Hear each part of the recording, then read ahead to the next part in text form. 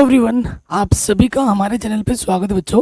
आज के इस वीडियो में हम क्लास 10th की जो मैथमेटिक्स है चैप्टर नंबर 1 वास्तविक संख्याएं की जो प्रश्नावली 1.1 को वन शॉट वीडियो में हम सॉल्व करने वाले हैं। बाकी मैंने सब कुछ पढ़ा रखा है, लिंक्स मिलेंगे डिस्क्रिप्शन में। बिना किसी देरी के वीडियो को स्टार्ट करते हैं। ठीक है, प्रश्नावली को स्टार्ट करते हैं। इस प्रश्नावली का जो बेसिक चीज़ें हैं वो मैंने ऑलरेडी करा रखी है, जिसके लिंक्स मिल जाएगी आपको डिस्क्रिप्शन पे। तो क्वेश्चन क्या बोल रहा है कि निम्नलिखित संख्याओं को अभाज्य गुणनखंडों के गुणनफल के रूप में आपको क्या करना है, व्यक्त करना है। अभाज्य गुणनखंड आप जानते हैं, भाज्य संख्या क्या होती है, अभाज्य संख्या क्या होती है, ये सब चीज़ें मैंने आपको ऑलरेडी बता रखा है, समझा रखा है। तो हमें क्या करना है दोस्तों, 140 इसका क्या करना है, गुणनखंड करना है। ठीक है, तो गुणनखंड करने से पहले मैं आपको थोड़ा एक बार और इंट्रो दे दूं कि भाज्य क्या होती है, अभाज्य संख्या क्या होती है। ठीक है, थोड़ा सा एक बार बात कर लेते हैं, भाज्य संख्या, ठीक, और एक लिखते हैं अभाज्य संख्या। इसको थोड़ा सा जान लेते हैं ताकि प्रश्नों को समझने में और करने में हमें आसानी लगे, है ना।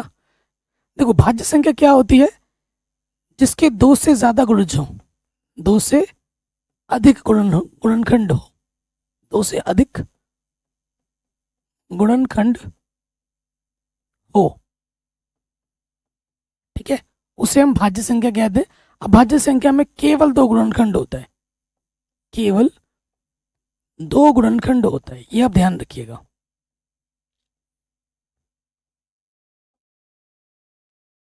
ठीक,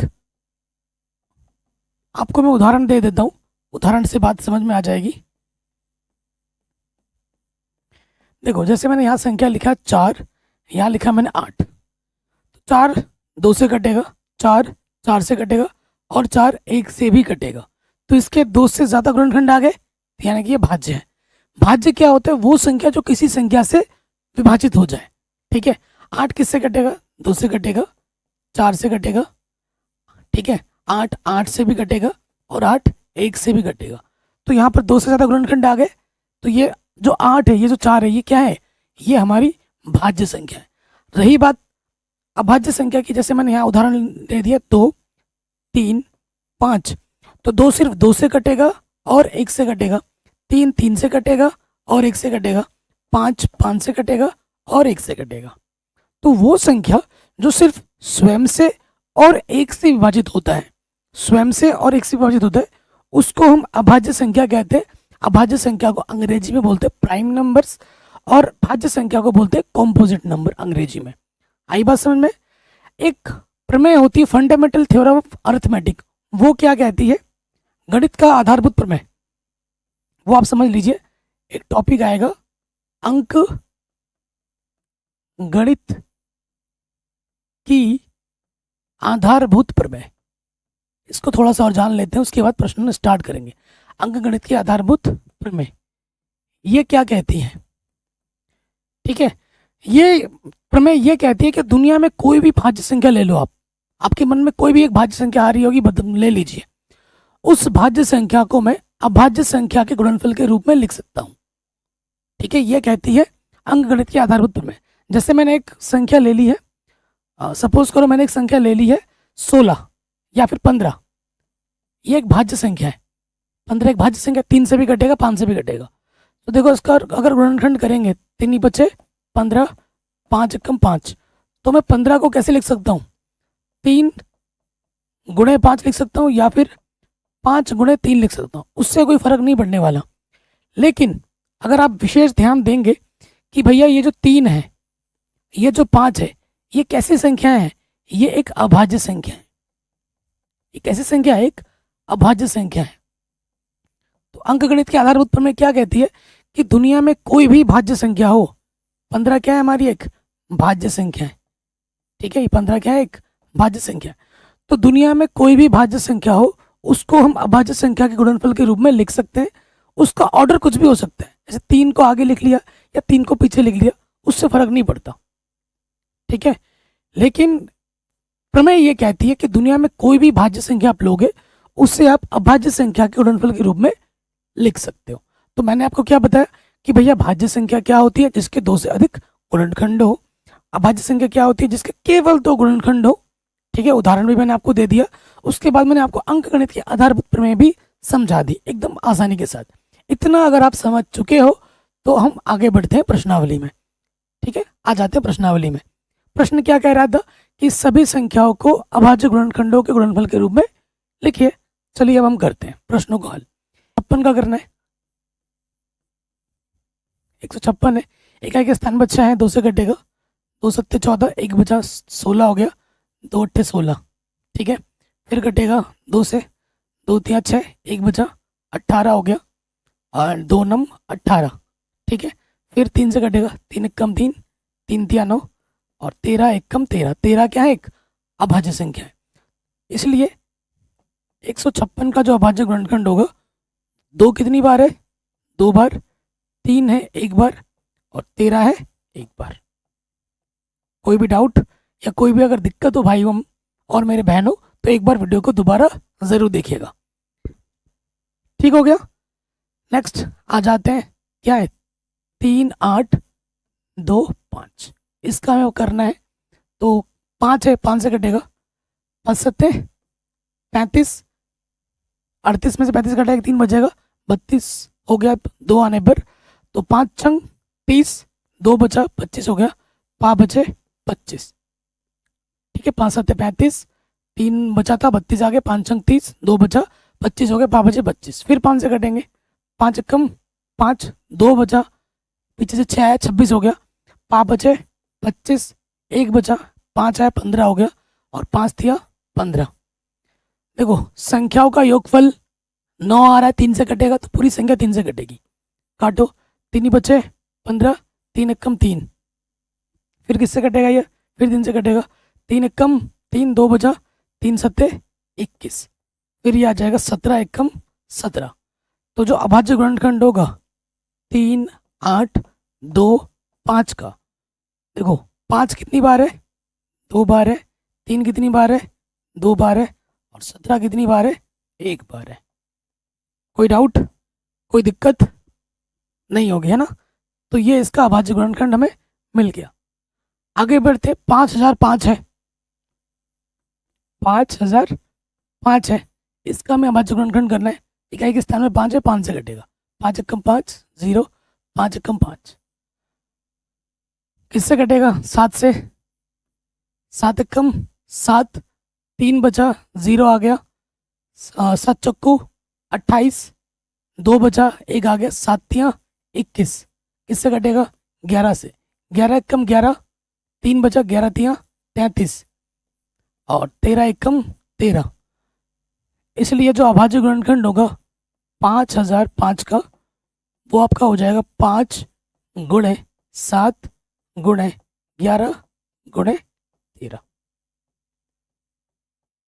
अब नोटिस कर रहे होंगे कि 5 7 11 13 ये क्या है? ये हमारी अभाज्य संख्याएं हैं।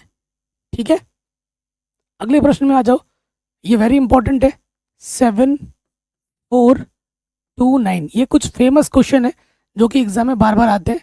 तो ये किससे कटेगा? 23 से कटेगा। ठीक है, 23 का कम 23, 23 दूनी 46, एंड 23 तिया कितना होता है? ज़्यादा हो जाएगा ना। 23 तिया अगर करेंगे, करके देखते हैं, क्योंकि 23 का वाला मुझे नहीं आता। 3 तिया 9, और 3 दूनी 6, 69 आ जाएगा। 3 बार तो जा ही रहा है, तो 74 में से 69 घटाओगे तो कितना बचेगा? देखो दोस्त, कितना बचेगा? 5 बचेगा। ठीक है, और ये पीछे से 2 आ जाएगा, तो कितनी बार गया? 3 बार गया पहली बार, और ये पीछे से 2 लिया तो 52 हो गया। तो आपको क्लियरली पता है 3 बार में तो ज़्यादा हो जाएगा। 23 दूनी 46, ठीक है, 46 होता है, घटाएंगे तो कितनी बार जाएगा? 12 में 6 घटाएंगे 6 बचेगा। ठीक है, ओनली 6, और पीछे से ये 9 आ गया। तो 23 दूनी 46, 6 बचा, पीछे से 9 आ गया, 23 तिया 69। ठीक है, अब आ जाते हैं 19 से कटेगा। 19 से कम 19, 19 से कम 19 घटाएंगे, 12 में से 9 घटाएंगे, कितना बचेगा? 3। एक इसको हासिल देगा ना। 12 में से 9 घटाएंगे, कितना बचा? 3, और 2 में से 1 घटाएंगे, 1 13 बचा, पीछे से कितना आ गया? 3 आ गया। तो 19 एक कम 19, ठीक है, और ये पीछे से 3 आगे 133 हो गया। 19 सत्ते कितना होता है 133। देखो 19 को 7 से गुणा करो, 7 दम 63, हासिल लगा 6, 7 कम 7 और 6 कितना हो जाएगा 13, 133, ठीक है। और यहाँ आ गया 17 एकम 17। तो जो 7 4 2 9 का जो गुणनखंड है, अभाज्य गुणनखंड, वो आ जाएगा 23 गुणा 19 गुणा 17। ये क्वेश्चन बोर्ड एग्जाम में बार बार आ जाता है, 1 नंबर में इसका अभाज्य गुणनखंड आ जाता है, ठीक है। तो इस पर अच्छे से ध्यान दे दीजिएगा। आगे बढ़ते हैं। अगला जो प्रश्न है वेरी वेरी वेरी इंपॉर्टेंट है, ठीक है, बोर्ड एग्जाम के दृष्टिकोण से भी बहुत इंपॉर्टेंट है। एक नियम होता है, नियम क्या होता है कि लॉशरपा आपने छोटी कक्षा में निकालना सीखा है, मौशरपा भी सीखा है, नहीं सीखा है तो अभी हम और सीख लेंगे, कोई दिक्कत वाली बात नहीं है। अगर आपके पास 2 संख्या है, 2 संख्या वाला क्वेश्चन है, इसके बाद 3 संख्या वाला भी आएगा, उसकी टेंशन मत लो।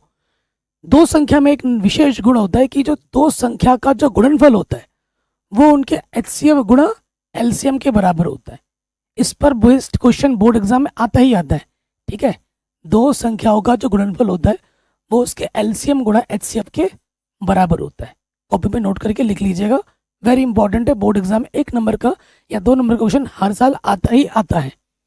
तो क्वेश्चन में क्या बोला है, पूर्णांकों के निम्नलिखित युग्मों के एचसीएफ और एलसीएम ज्ञात कीजिए। इसकी जांच कीजिए कि 2 संख्याओं का जो गुणनफल है वो किसके बराबर है, उसके एचसीएफ गुणा एलसीएम के बराबर है, ये हमें बताना है, ठीक है। चलिए तो प्रश्न को हल करते हैं। अभाज्य गुणनखंड विधि से हल करना है। 2 एकम 2, 2 3 6 और 13 एकम क्या आ गया 13। फिर यहाँ पे आ जाओ 91 है, किससे कटेगा 3 से तो कटेगा नहीं, 7 से कटेगा। 7 एकम 7, 2 बचा 21 हो गया, 7 थे 21 और ये हो गया 13 एकम 13, ठीक। तो देखो भाइयों 26 को मैं लिख सकता हूँ 2 गुणा 13 और 91 को मैं लिख सकता हूँ 7 गुणा 13। कोई दिक्कत यहाँ तक, कोई परेशानी यहाँ तक नहीं होगी। अब हमें यहाँ पर 2 संख्या दे रखा है, तो अब आपको क्या देखना है कि ऐसी संख्या ढूंढनी है जो दोनों में हो, दोनों में हो। दोनों में क्या है भाई 13 दोनों में दिख रहा है आपको, ठीक है। तो यहाँ हम बात करेंगे एचसीएफ और एलसीएम की। अगर एचसीएफ निकालना होता है तो क्या होती है, मिनिमम पावर ली जाती है, ये चीज़ ध्यान रखना है। मिनिमम पावर लेनी है जो दोनों में हो, दो संख्या है ना यहाँ पर, तो दोनों में हो वही लेना है बस।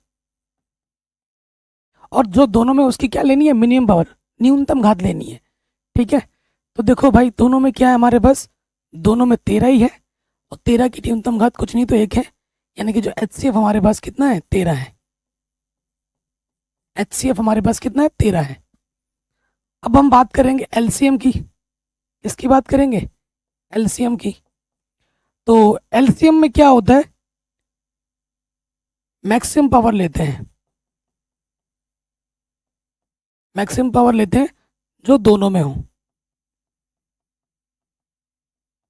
जो दोनों में हो उसकी मैक्सिमम पावर लेंगे।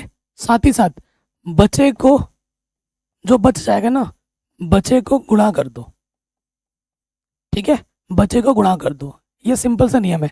जो दोनों में है 13 है, 13 की मैक्सिमम पावर कुछ नहीं तो अधिकतम घात कितनी है, 1 ही है, 13 तो ले ही लिया। और जो बच गया उसको गुणे में डाल दो, जो दोनों में उसकी मैक्सिमम पावर लो और जो बच गया उसको गुणे में डाल दो। बच के आ गया 2 बचा है और 7 बचा है, तो 13 7 दूनी 14, 13 चौके 52, हासिल लगा 5, 13 कम 13 और 5 182 आ जाएगा। 13 और 5 कितना होता है 18। तो इन दोनों संख्याओं का जो एचसीएफ होगा वो 13 होगा और जो एलसीएम होगा वो 182 होगा। इतना आ गया, इतना आया कि नहीं आया, आ जाना चाहिए, ठीक है। कहीं पे भी डाउट हो आपसे हाथ जोड़ के निवेदन है, पीछे जाइए एक बार बैक करके दोबारा इसे एक बार देख लीजिएगा। ये हो गया, ठीक है। अब हमें जांच करने के लिए बोला है, जांच पे आ जाओ। जांच पे क्या बोला है कि दो संख्याओं का जो गुणनफल होता है, दो संख्याओं का गुणनफल किसके बराबर होता है, उसके एचसीएफ गुणा एलसीएम के बराबर होता है। ये नियम याद रखिएगा, इस नियम पर क्वेश्चन आपके बोर्ड एग्जाम में आते ही आते हैं, बार बार आते हैं, और इस साल भी आएगा ही आएगा, ये मेरा दावा है। ठीक है, अब हम मान रखेंगे दो संख्या क्या है हमारे पास, एक तो 26 है और एक 91 है। ठीक है, और उसके बाद अगला जो है हमारे पास एचसीएफ कितना आया था, 13 आया था, और एलसीएम कितना आया था, 182 आया था। देखो भाइयों, गुणा करना आपको आता है, चलिए अब आपके सामने गुणा करके दिखाते हैं। 91 को हमें गुणा करना है 26 से। ठीक है, 6 कम 6, 6 नम 54। ठीक है, घटा 2 1 कम 2, 2 नम 18। गुणा करो, यहाँ से 6 आ जाएगा, 4 और 2 6 आ जाएगा, 8 और 5 13, और ये 2 कितना आ गया, तो ये आ गया 2 3 डबल 6, 2366। अब इधर भी वही आना चाहिए। ठीक है, इधर भी वही आना चाहिए, गुणा कर दें, 182 को गुणा करना है 13 के साथ। गुणा करो, 3 दूनी 6, 3 8 8 24 से लगा 2, 3 1 कम 3 और 2 5, 1 3 सॉरी 1 दूनी 2, 1 8 8, 1 कम 1, जोड़ना है 6 6 8 और 5 13, से लिखते हैं 1 और 1 2 आ गया। तो इधर भी कितना आ गया, 2 3 6 दोनों तरफ बराबर आ गया। तो आप क्या लिखोगे, चूंकि लेफ्ट हैंड साइड बराबर है राइट हैंड साइड, अतः अतः हमारा उत्तर सही है। हमारा जो उत्तर है वो बिल्कुल सही है। कोई डाउट, कोई दिक्कत बताइए, कहीं पर नहीं होगी। ये वेरी वेरी इंपॉर्टेंट है भाइयों मेरे, भाइयों बहनों, ये बहुत बहुत इंपॉर्टेंट क्वेश्चन है और आपके एग्जाम में आएगा ही आएगा, ये वाला टाइप का क्वेश्चन 100% गारंटी है मेरी। ठीक है, चलिए आगे प्रश्न। नेक्स्ट पार्ट है 510 और 92। ठीक है, तो यहाँ हम लिख लेंगे 510, इसका हमें गुणनखंड करना है, और अगला हमारे पास है 92 92, इसका भी हमें गुणनखंड करना है। चलिए गुणनखंड कर दें, 2 से कटेगा, 2 दूनी 4, 1 बचा 11 हो गया, 2 पंजे 10, 1 बचा 2 पंजे 10, 5 से कटेगा 5 बचे 25, 5 एकम 5, 3 से कटेगा 3 एकम 3, 2 बचा 21 हो गया, 3 सत्ते 21, और ये हो गया 17 एकम 17। 92 पे आ जाओ, 2 से कटेगा, 2 चक्कू 8, 1 बचा 12 हो गया, 2 छंग 12, 2 दूनी 4, 2 3 6, और ये हो गया 23 एकम 23। ठीक है, अतः गुणनखंड क्या हो जाएगा,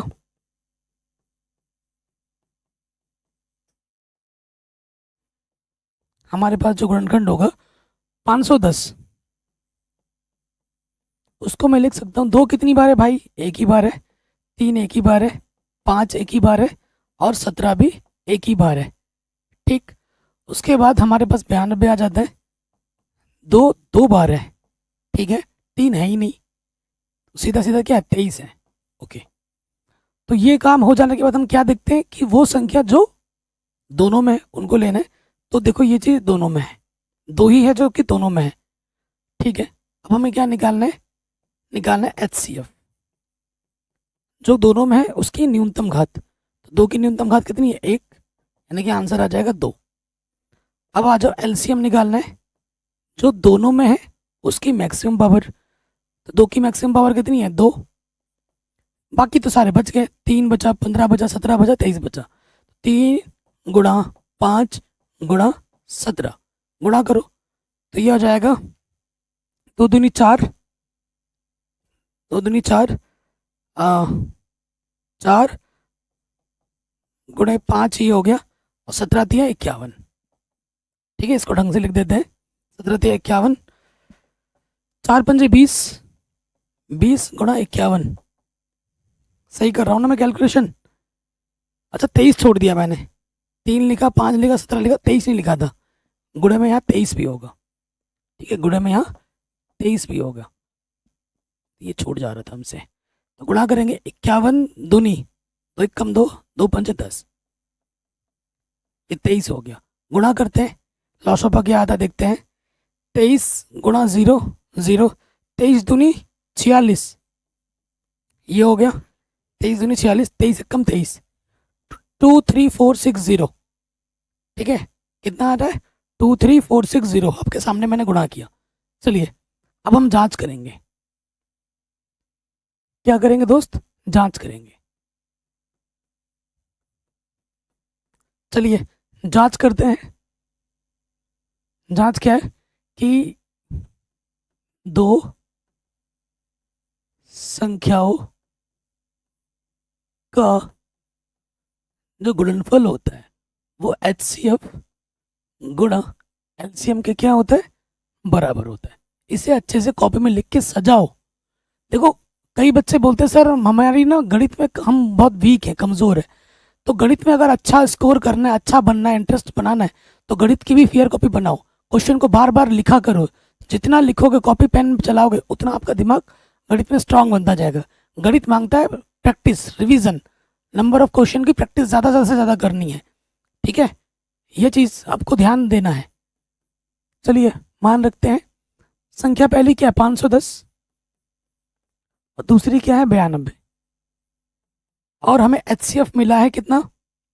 HCF मिला है हमें 2, और LCM मिला है 23460, 23460। तो यहाँ रख देंगे 23460।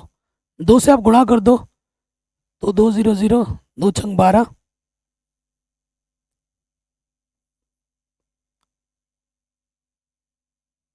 गलत कर दिया, ठीक है। गुणा करेंगे, 2 गुणा 0 0, 2 छंग 12, हासिल लगा 1, 2 चक्को 8 और 1, 8 और 1 कितना हो जाएगा? 9 हो जाएगा, ठीक। 2 3 6 और 2 3 4।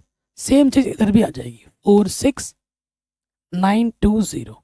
तो दोनों तरफ क्या आ गया? समान आ गया, क्योंकि लेफ्ट हैंड साइड किसके बराबर है? राइट हैंड साइड के।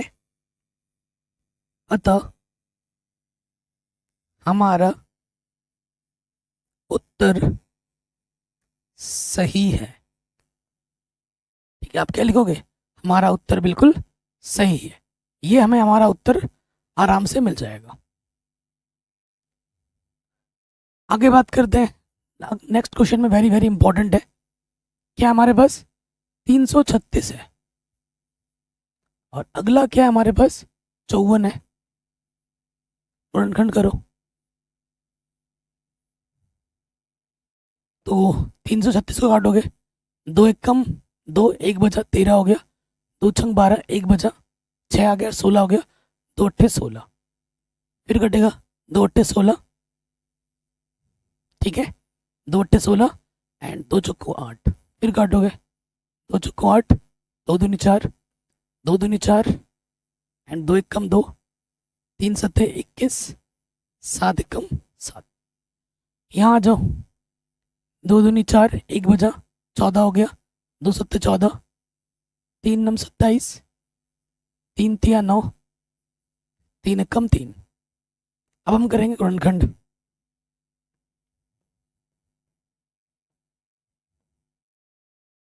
क्या हो जाएगा गुणनखंड? 336, 2 कितनी बार है? 1 2 3 4, 2 है 4 बार, 3 है 1 बार, और 7 है 1 बार। फिर आ जाओ 54 में, 2 है 1 बार, 3 है 3 बार, ठीक है। ओके, अब हमें ढूंढना है जो संख्या दोनों में है। 2 भी दोनों में है और 3 भी दोनों में है, ठीक है। तो आगे हम यहाँ पे हल करेंगे, HCF और LCM निकालेंगे। तो सबसे पहले निकालते हैं HCF। जो दोनों में है उसकी मिनिमम घात, न्यूनतम घात, 2 की न्यूनतम घात एक ही है और 3 की न्यूनतम घात भी एक ही है। तो 2 एक कम 2, 3 एक कम 3, 2 तिया क्या आ जाएगा? 6। तो हमें हमारा जो HCF मिलेगा, HCF को हिंदी में मौशोपा कहते हैं, ठीक है, वो 6 मिलेगा। और फिर हमें क्या निकालना है? LCM। क्या निकालना है? LCM। जो दोनों में है उसकी मैक्सिमम पावर, 2 की मैक्सिमम पावर 4, 3 की मैक्सिमम पावर 3 और गुणे में क्या है 7। कोई दिक्कत, कोई परेशानी नहीं होगी। अब हमें क्या करना है भाइयों, अब हमें क्या करना है, गुणा करना है। सो देखो गुणा करेंगे तो क्या हो जाएगा, 2 को 4 बार गुणा करेंगे, 2 एकम 2, 2 दूनी 4, देखो 2 दूनी 4, दूनी 8, दूनी 16 हो जाएगा। गुणा करते रहना है, 3 तिया 9, तिया 27 हो जाएगा और गुणे में 7 है। इन तीनों को जब आप आपस में गुणा कर दोगे तो आपको मिलेगा 3024। कितना मिलेगा 3024। इन तीनों को जब आपस में गुणा करोगे तो गुणा करना, जोड़ना, घटाना आता है कि नहीं, ये बेसिक चीज़ें हैं, ये आपको आनी ही चाहिए। तो ये हो जाएगा HCF हमें 6 मिलेगा और जो LCM मिलेगा वो 3024 मिलेगा। कोई डाउट, कोई दिक्कत नहीं होनी चाहिए। अब हम करेंगे जांच।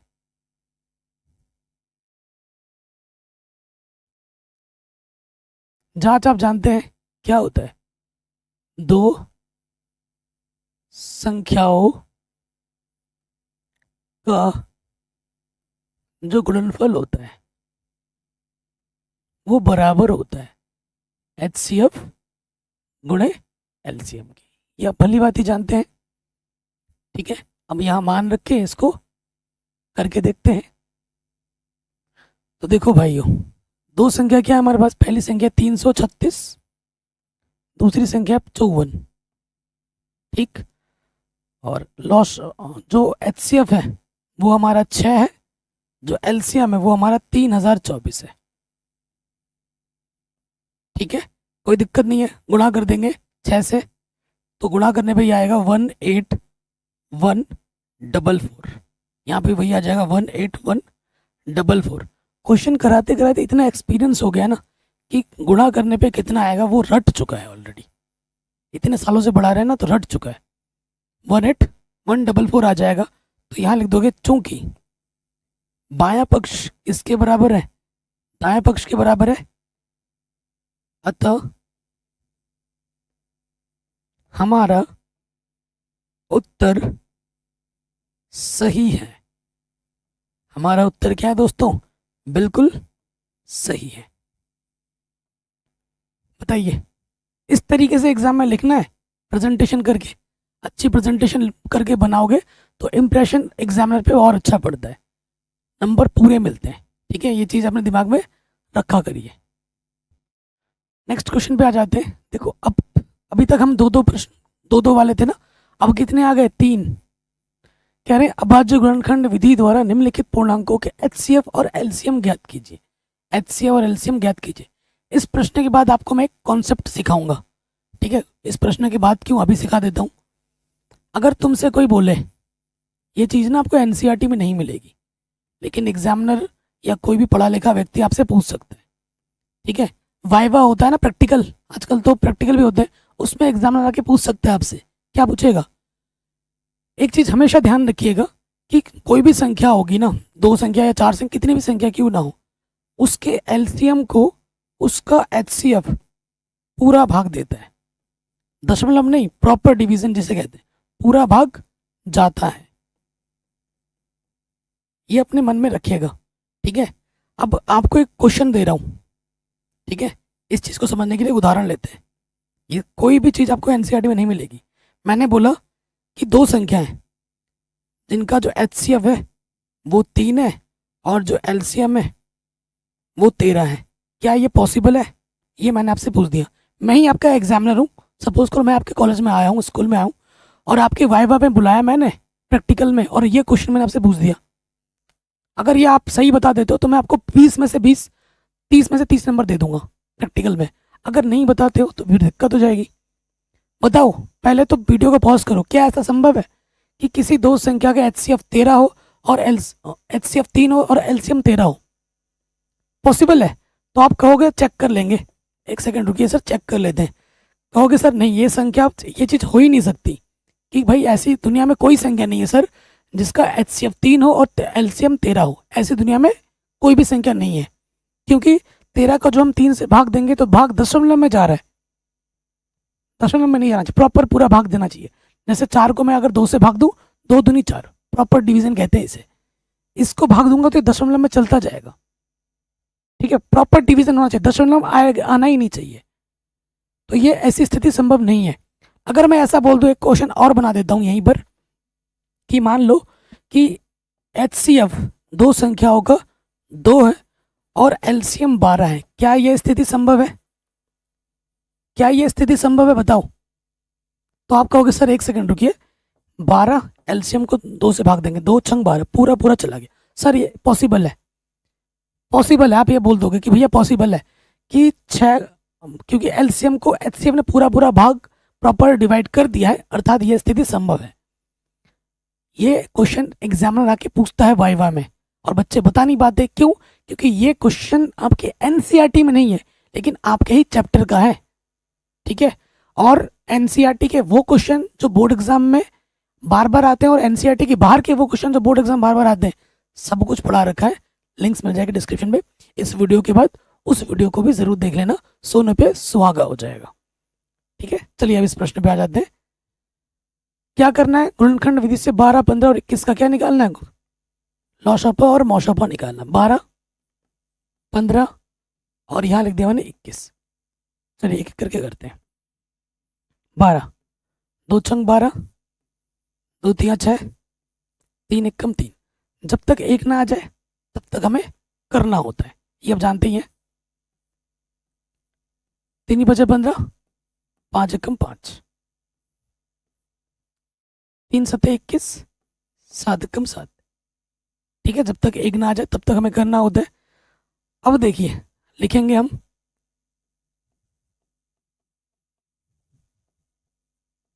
गुणनखंड जो आया वो हम लिखेंगे। अब हम 12, फिर है 15, फिर है 21। 12, 2 कितनी बार है भैया? 2 हमारे पास यहाँ 2 बार है, और 3 हमारे पास 1 बार है, ठीक। फिर हमारे पास 3 है, 3 के नीचे 3 लिखेंगे, 3 के बाद क्या है? 5 है।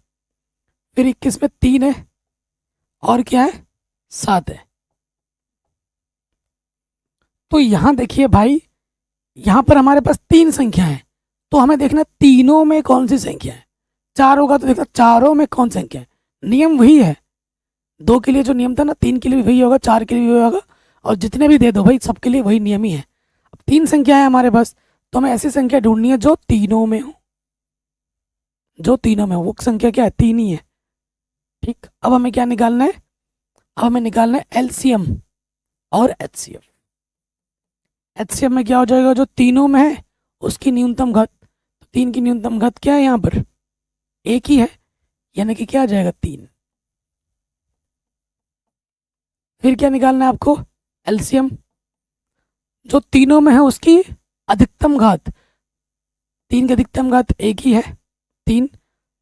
जो बच गए उनको क्या कर दो? गुणे में डाल दो। यहाँ पर है 2 की घात 2, 5, गुणे में है 7। देखो यहाँ पर क्या हो जाएगा? 7 तिया 21, और यहाँ से आ गया 4, और ये 5, 4 पंजे 20, 21 दूनी 42, पीछे से 0, 420। कितना आ जाएगा आंसर LCM का? 420 आ जाएगा, ठीक है। कोई दिक्कत तो नहीं है, आप बताइए। तो ये प्रश्न भी हमारा आराम से बन गया। अब आते हैं अगले प्रश्न में। ये वेरी वेरी इंपॉर्टेंट है, ये आपके दिमाग को टेस्ट करता है, ठीक। अब अगर आप संख्याओं को ध्यानपूर्वक देखेंगे, नोट करके लिख लीजिए, नोट करके लिख लीजिए। अभाज्य, अभाज्य संख्याओं का जो मौशा होता है, मौशा बोले तो HCF जो होता है वो 1 होता है, और जो लौशा होता है, लौशा मतलब LCM कितना होता है? वो होता है उनका गुणनफल, उनका गुणनफल। ये कॉपी पे नोट करके लिख लीजिए, इस पर बेस्ड क्वेश्चन एग्जाम में आ जाते हैं, ठीक है। 17, 23 और 29 ये कैसी संख्या है? अभाज्य संख्या है। तो इनका जो मौशा होगा वो 1 होगा, चाहे 2 संख्या हो या 3 हो या हजारों क्यों ना हो। जितनी भी संख्याएं हमें दी गई होंगी अगर वो अभाज्य संख्या है तो उनका मौशा हमेशा एक ही होगा, और अगर लौशा की बात की जाए तो उन सभी संख्याओं को आपस में क्या कर देना होगा, गुणा कर देना होगा। आपको आपका उत्तर आराम से मिल जाएगा। सो देखिए, क्योंकि अभाज्य गुणनखंड बोला है तो करके दिखाना पड़ेगा। 17, 23, 29 गुणनखंड करोगे, 17 एकम 17, 23 एकम 23 और 29 एकम 29। ठीक है, तो गुणनखंड करके दिखा दो। 17 गुणा 1 इसको दिखा दो, और 23 को लिख सकता हूँ मैं 23 गुणा 1, और 29 को लिख सकता हूँ 29 गुणा 1। ऐसी संख्या जो तीनों में उभयनिष्ठ हो, कुछ भी नहीं है। जब कुछ नहीं होता तो क्या होता है, एक होता है। ठीक है, तो जो हमारा HCF होगा वो एक हो जाएगा, वो क्या हो जाएगा, एक। और जो LCM होगा उसमें क्या होगा, इन तीनों की क्या हो जाएगी, गुणा हो जाएगी। जो बचे हुए होते हैं उनकी गुणा हो जाती है। 17, 23, 29 तीनों की गुणा कर दोगे तो आंसर आ जाएगा 11, 33, 9। आंसर क्या आ जाएगा, 11, 33, 9। तीनों की गुणा करोगे तो। बताइए, कोई डाउट, कोई दिक्कत नहीं होगी। अब मैंने देखा यूट्यूब में कई सारे टीचर ऐसे हैं जो ये गुणा करके भी दिखा रहे हैं और वीडियो की लेंथ बढ़ा रहे हैं। मैं ऐसा नहीं हूँ। मेरे लिए जो सबसे दुनिया में कोई चीज़ अनमोल है ना, वो है समय। मुझे समय की बहुत ज़्यादा कदर है। ठीक है, इसलिए मैं फालतू टाइम वेस्ट कभी नहीं करता। मेरे पढ़ाने में भी बच्चे थोड़ा शिकायत करते हैं, सर आप मजाक नहीं करते हो। तो देखो भाई, मैं टीचर हूँ, मैं कॉमेडियन नहीं हूँ। मैं अपना जो काम है वो दिल से कर रहा हूँ, शिद्दत से कर रहा हूँ। मैं टीचर हूँ, मेरा काम है पढ़ाना। मैं आपको ईमानदारी के साथ पढ़ाता हूँ, कॉन्सेप्ट के साथ। फालतू के जोक्स नहीं मारता, फालतू के बकवास नहीं करता। ठीक है, तो किसी को अगर कोई बात बुरी लगती है तो उसके लिए मैं माफ़ी चाहता हूँ। चलिए आगे बढ़ते हैं। अगला प्रश्न है, इसका मैं हल करना है। क्या है, 8, अगला है 9, फिर अगला क्या है, 25। देखो भाई, गुणनखंड करेंगे। 2 चौकू 8, 2 दूनी 4, 2 एकम 2, 3 तिया 9, 3 एकम 3, 5 बचे 25, 5 एकम 5। जब तक एक ना आ जाए तब तक करना होता है। तो गुणनखंड किया हमने अभी। गुणनखंड क्या आ जाएगा, देखिए। गुणनखंड 8 को मैं लिख सकता हूँ 2 कितनी बार है, 3 बार। 9 को लिख सकता हूँ 9 में 3 कितनी बार है, 2 बार। और 25 में 5 है, 2 बार। बताओ, कोई भी संख्या ऐसी है जो तीनों में हो, तीनों में होना चाहिए। कोई भी नहीं है, कोई भी नहीं है। इसलिए जो HCF होगा वो कितना हो जाएगा, एक। जब संख्याओं में कुछ उभयनिष्ठ नहीं आता है तो HCF कितना होगा, एक। और LCM क्या होगा उस स्थिति में, जब किसी भी प्रश्न में अगर HCF एक आ रहा है तो LCM में क्या होगा, 19 तीन संख्या है तो उनको आपस में गुणा कर देना है। जितनी भी संख्या होगी उनको आपस में क्या कर देना है, गुणा कर देना है। तो इनमें जब गुणा करोगे 8 गुणा 9 गुणा 25, तो गुणा करोगे तो आ जाएगा 25 अट्ठे 200, और गुणे में 9, 9 दूनी 18, पीछे से 00। ठीक है, तो हमें हमारा जो LCM मिलेगा वो मिलेगा 1800। आंसर तो LCM 18 आएगा और HCF कितना आएगा, एक। कोई दिक्कत, मैं एक बार फिर से बोल दे रहा हूँ। किसी भी संख्याओं का अगर हम HCF निकाल रहे हैं और HCF अगर एक आ जाता है तो उन संख्याओं का जो LCM होता है वो उनके गुणनफल के बराबर आता है। तो जो भी संख्या दे रखी है उनको हमने क्या कर दिया, गुणा कर दिया, हमें हमारा LCM मिल गया। ठीक हो गया, कोई दिक्कत, कोई परेशानी नहीं होगी। हाँ, ये क्वेश्चन है वेरी वेरी वेरी इंपॉर्टेंट है। ठीक है, इसको बोर्ड एग्जाम बार बार पूछता है। ठीक है जी, बड़े भाई होने के नाते, दोस्त के नाते बता रहा हूँ, क्वेश्चन एग्जाम में बार बार आता है, कर लेना। कह रहे हैं दो संख्याओं का जो HCF है वो 9 है। इन दो संख्याओं का LCM कितना होगा ये आपको बताना है। ठीक है, तो एग्जाम में कैसे लिखेंगे, दिया है, क्या दिया है कि जो HCF है 306 और 657 का वो 9 है, जो LCM है 306 और 657 का वो कितना है, वो आपको ज्ञात करना है। फिर आप यहाँ लिखोगे हम जानते हैं, भले ही ना जानो लिखना तो पड़ेगा ना भाई। हम जानते हैं कि, क्या जानते हो, और ये दो संख्या के लिए होता है, यहाँ पर एक संख्या और यहाँ पर एक संख्या है। हम जानते हैं दो संख्याओं का गुणनफल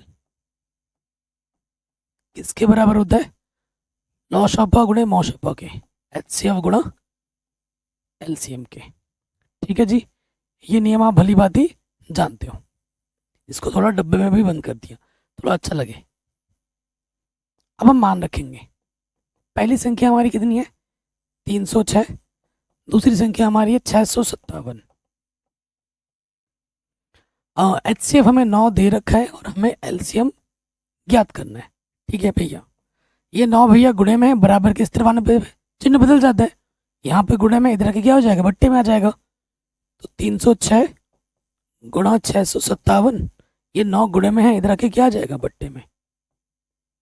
भाग देंगे, 9 तिया 27, पीछे से 3 बचा और 6 है, तो 9 चौकू 36, तो यहाँ हो जाएगा 34 गुणे 657। हमें क्या करना है, इनको उसमें गुणा कर देना है, तो गुणा करेंगे। ठीक है, 657 को गुणा कर देंगे 34 से, 9 तिया 27, 3 बजा, 9 चौको 36। ठीक है, तो 4 सत्ते 28, हासिल लगा 2, 4 पंजे 20 और 2 22, हासिल लगा फिर से 2, 4 छंग 24 और 2 26, 3 सत्ते 21, हासिल लगा 2, 3 बचे 15 और 2 17, हासिल लगा 1, 3 छंग 18 और 1 19, 8 3 7 और 6 13, हासिल लगा 1, 9 2 11 और 1 12, ये आ जाएगा। तो LCM कितना आ जाएगा, ये आ जाएगा 22 33 8। वेरी वेरी इंपॉर्टेंट क्वेश्चन है, 22 33 8। ओके, आगे बढ़े। अगला क्वेश्चन वेरी वेरी इंपॉर्टेंट है, ये एग्जाम में 4 नंबर में आया है कई बार, 4 नंबर में ना, वेरी वेरी वेरी इंपॉर्टेंट है, 4 नंबर में वेरी वेरी इंपॉर्टेंट है। क्वेश्चन क्या बोल रहा है, जांच कीजिए कि क्या किसी प्राकृतिक संख्या n के लिए संख्या 6 की पावर n अंक 0 पर समाप्त हो सकती है, ये आपको बताना है। ठीक है, तो देखो अंक 6 की पावर n बोला है ना, 6 की पावर n। ठीक है, कह रहा है कि अगर n के प्लेस पे आप कोई भी प्राकृतिक संख्या रखते हो तो क्या कभी भी वो 0 पे समाप्त हो सकती है, ये आपसे पूछ रहा है। n की जगह पे आप 1 रखो, 2 रखो, 3 रखो, कुछ भी रखो, मतलब 6 की पावर 1, 6 की पावर 2, 6 की पावर 3, ऐसे करोगे तो क्या ये संख्या कभी भी 0 पे समाप्त हो सकती है, इकाई के स्थान पर 0 आ सकता है, ये आपसे पूछ रहा है। तो इसके लिए एक नियम होता है, एक कानून बनाया है, वो कानून क्या कहती है आइए जानते हैं। जो कानून है, जो नियम है, ठीक है, उसको जान लेते हैं। क्या है वो, यदि, ऐसे लिखोगे एग्जाम में, यदि संख्या का गुणनखंड 2 की पावर m गुणे 5 की पावर n का रूप हो तो संख्या 0 पर समाप्त होती है, 0 पर समाप्त होती है। ठीक है, ये एक नियम है, जैसे एकदम आसान भाषा में करवा रहा हूँ, कोई टफ लैंग्वेज नहीं है। यदि संख्या का गुणनखंड करने पर कोई भी संख्या 2 की पावर m गुणे 5n के रूप में होता है, तो तभी जाके संख्या शून्य पर समाप्त होगी। इसका मतलब क्या है कि जो संख्या होगी उसका जब आप गुणनखंड करोगे तो कम से कम एक बार 2 और एक बार 5 का होना अनिवार्य है। एक से ज़्यादा होंगे चलेगा, लेकिन कम से कम एक बार 2 और कम से कम एक बार 5 होने ही चाहिए, तब जाके ही वो संख्या 0 पर समाप्त होगी, अन्यथा नहीं होगी। तो हमारे पास संख्या क्या है भाइयों? 6 है। तो 6 का गुणनखंड कर देते हैं। 2 3 6, 3 1 कम 3। जब 6 का गुणनखंड करेंगे तो आ जाएगा 2 गुणा 3। ठीक है, ओके। 2 तो बढ़िया है, 5 कहाँ गया? 2 तो आ गया ना, 5 कहाँ है? 5 है क्या इधर? नहीं है, 5 नहीं है। तो आप कैसे लिखोगे? कैसे लिखोगे? तो लिखेंगे चूंकि चूंकि संख्या का गुणनखंड करने पर, संख्या का गुणनखंड करने पर संख्या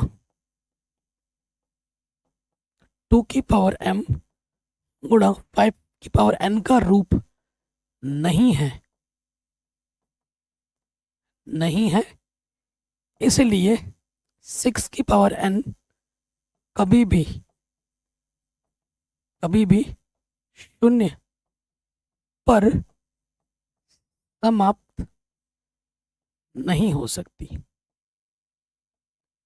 नहीं हो सकती किसी भी प्राकृतिक संख्या n के लिए। ये जरूर मेंशन करना, बच्चे ये मेंशन नहीं करते, ठीक है? किसी भी प्राकृतिक संख्या n के लिए, किसी प्राकृतिक संख्या n के लिए ये होगा प्रेजेंटेशन। ओके, तो ये क्वेश्चन भी बन गया। वेरी वेरी वेरी इंपॉर्टेंट है, 4 नंबर में एग्जाम में आता है। और मजे की बात है, इस साल ये क्वेश्चन एग्जाम में आपके जरूर आएगा। लिख लो मेरे से, आएगा ही आएगा। क्यों? क्योंकि इस साल बोर्ड एग्जाम में ये नहीं आया था, तो 100% गारंटी है इस साल आएगा ही आएगा। ठीक है, चलिए आगे बढ़ते हैं। हाँ, इस क्वेश्चन पे आ जाओ। 2 नंबर में ये क्वेश्चन, 2 नंबर में वेरी वेरी इंपॉर्टेंट है। 2 नंबर में ये क्वेश्चन बार बार एग्जाम में आ रखा है। अभी मैंने आपको स्टार्टिंग में क्या बताया था? भाज्य संख्या समझाई थी, अभाज्य संख्या समझाई थी। भाज्य क्या होता है? ऐसी संख्या जिसके 2 से ज्यादा गुणनखंड हो उसे हम भाज्य संख्या कहते हैं। अभाज्य संख्या के सिर्फ 2 ही गुणनखंड होते हैं। इस प्रश्न में क्या बोला है? व्याख्या कीजिए कि ये जो दी गई संख्या है ये भाज्य संख्या क्यों है, ये आपको बतानी है। तो भाज्य संख्या क्यों है ये बताने के लिए मुझे बस क्या बताना होगा कि भैया ये जो संख्या हमें दी गई है ना, इसके 2 से ज्यादा गुणनखंड है। बस इतनी सी बात हमें बोलनी है, फिर काम खत्म। ठीक है, फिर काम खत्म हो जाएगा। चलिए काम खत्म करते हैं इसका। सबसे पहले वाले पे आ जाओ, हल में आ जाओ। हमें क्या दे रखा है? 7 गुणे 13 प्लस 13। अगर आप ध्यानपूर्वक देखेंगे कि भैया 13 यहाँ पे भी है, 13 यहाँ पे भी है, तो उभयनिष्ठ आ जाएगा। 13 उभयनिष्ठ निकाल दो। 7 गुणे में 13, 13 एक कम 13, 13 एक कम 13, इधर 13 हो गया। जो 13 है वो मेरा है। 11 7 70 प्लस 1, 13 70 और 1 क्या हो गया? 78। हाँ, अब देखो इतना तो आ गया ना। किसी भी संख्या के गुणे में मैं 1 लिख सकता हूँ। किसी भी संख्या को अगर 1 से गुणा करूंगा तो संख्या पे कोई प्रभाव पड़ेगा? नहीं पड़ेगा, संख्या वही रहेगी। तो देखो ये हो गया प्रथम गुणज, प्रथम गुणनखंड। ये आपका हो गया द्वितीय गुणनखंड, और ये आपका हो गया तृतीय गुणनखंड। ठीक है, पहला दूसरा तीसरा। इस संख्या के मैंने 2 से ज्यादा गुणनखंड दिखा दिए। लिखेंगे आप आगे क्या लिखोगे? चूंकि, चूंकि संख्या के 2 से अधिक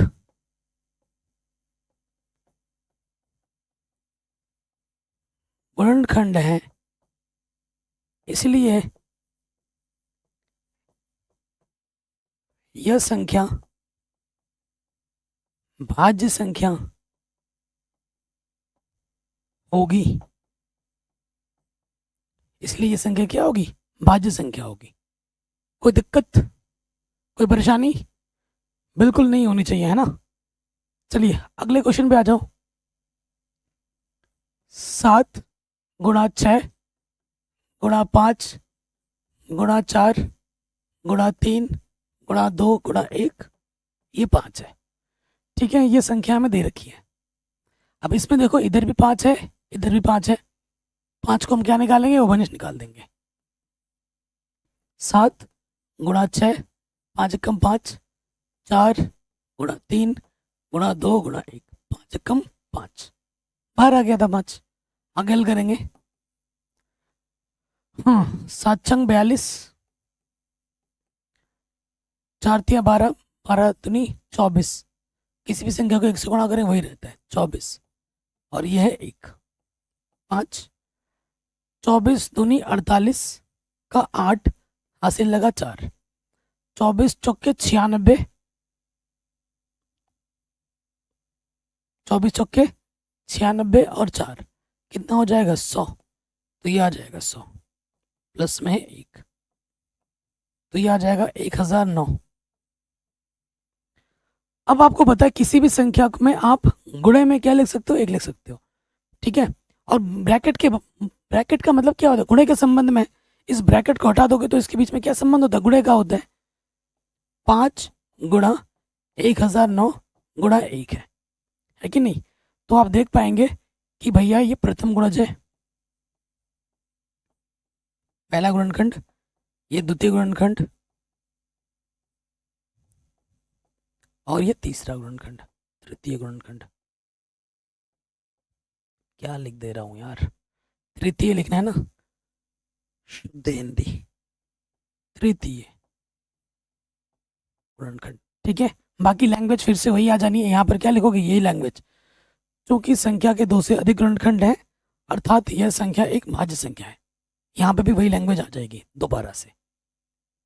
हो गया, कोई डाउट, कोई दिक्कत बताइए, यहाँ पर नहीं होनी चाहिए। ठीक है, ये क्वेश्चन एग्जाम में 2 नंबर पर, बोर्ड एग्जाम में बार बार पूछा जाता है। अगले क्वेश्चन पे आते हैं। ठीक है, ये क्वेश्चन जो है छुपा रुस्तम क्वेश्चन है।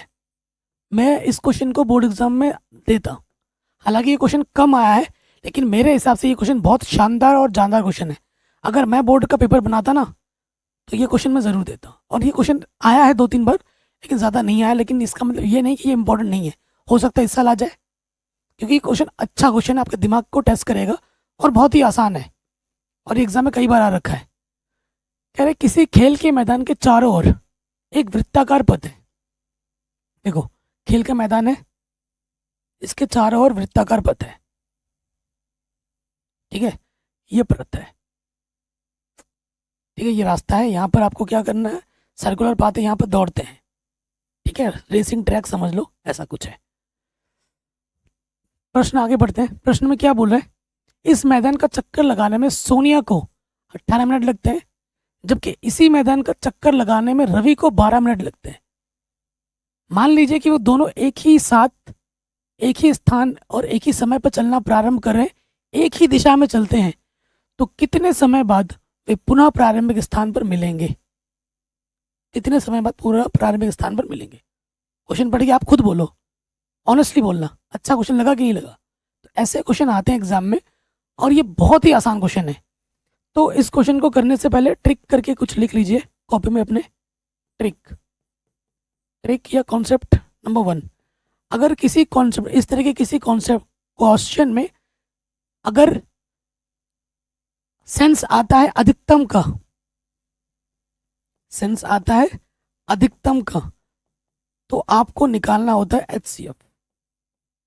और अगर सेंस आता है न्यूनतम का, तो आपको निकालना होता है LCM। ठीक है, ये ट्रिक है, अपने कॉपी में लिख लीजिएगा। अब आप कहोगे सर इस क्वेश्चन में क्या ही ट्रिक लगाऊंगा, कैसे पता चलेगा। तो देखो, हमारे पास 2 लोग हैं, हमारे पास 2 लोग हैं। 2 लोग कौन है, एक तो भाई साहब रवि है, यहाँ पर है, और एक सोनिया है। रवि को R लिखते हैं, सोनिया को S लिखते हैं। दोनों एक ही दिशा में भागना चाहते हैं, एक ही डायरेक्शन में। अब तुम सोचो, तुम हो, तुम्हारा कोई दोस्त है, कोई तेज भागता है तो कोई स्लो भागेगा ही भागेगा, दोनों एक स्पीड तो होगी नहीं। अब जब दोनों भागना ऐसे शुरू करेंगे, ऐसे ऐसे भागते रहेंगे, तो दिन भर अगर भागते रहेंगे तो कई बार एक ही जगह पे आके मिलेंगे ज़रूर। अगर दिन भर भागते रहोगे तो कई बार आके एक ही जगह पे टकराओगे, दोनों टकराओगे कि नहीं टकराओगे। लेकिन सबसे पहली बार कब टकराओगे वो मैटर करता है। और सबसे पहली बार जब टकराएंगे वो समय क्या होगा, सबसे कम होगा। और उसके बाद फिर पहली बार समझ करो 20 मिनट में टकरा गए, फिर अगले बार 30 मिनट में टकरा रहे, फिर 1 घंटे बाद, फिर 1.5 घंटे बाद, फिर 2 घंटे बाद, तो ऐसे तो टकराते रहेंगे। लेकिन सबसे न्यूनतम समय पहली बार जाके टकराएगा। क्या सेंस आया, बोलो बोलो। न्यूनतम, न्यूनतम के लिए क्या निकालना है, एलसीएम। तो हमें क्या निकालना है इस प्रश्न में, एलसीएम निकालना है। आई बात समझ में। तो यहाँ आ जाओ, दिया है, क्या दिया है सर, सोनिया 18 मिनट लेती है। सोनिया का जो समय है वो है 18 मिनट। ओके, उसके बाद रवि, रवि लगाता है 12 मिनट। तो हमें क्या निकालना है प्रश्नानुसार, हमें जो ज्ञात करना है यहाँ लिख देंगे हम प्रश्नानुसार। हमें ज्ञात करना है एलसीएम 18 और 12 का। जो आएगा वो हमारा क्या हो जाएगा, उत्तर हो जाएगा। हमारा क्या हो जाएगा, उत्तर। तो भाई गुणनखंड करते हैं, 18 का गुणनखंड करेंगे, 2 9 18, 3 3 9, 3 1 3। ओके, 12 पे आ जाओ, गुणनखंड करेंगे, 2 6 12, 2 3 6, 3 1 3। गुणनखंड कर दिए। आप लिखेंगे 18 को हम कैसे लिख सकते हैं, 2 एक बार है, 3 2 बार है। 12 को मैं कैसे लिख सकता हूँ, 2 2 बार है और 3 एक बार है। तो वो संख्या, दो संख्या ना, वो संख्या ढूंढो जो दोनों में है। 2 भी दोनों में है और 3 भी दोनों में है। हमें क्या निकालना है, एलसीएम। तो जो दोनों में है उसकी मैक्सिमम पावर, 2 की मैक्सिमम पावर 2 है और 3 की मैक्सिमम पावर भी 2 है। 2 दूनी 4, 3 3 9, 4 9 36, 4 9 36।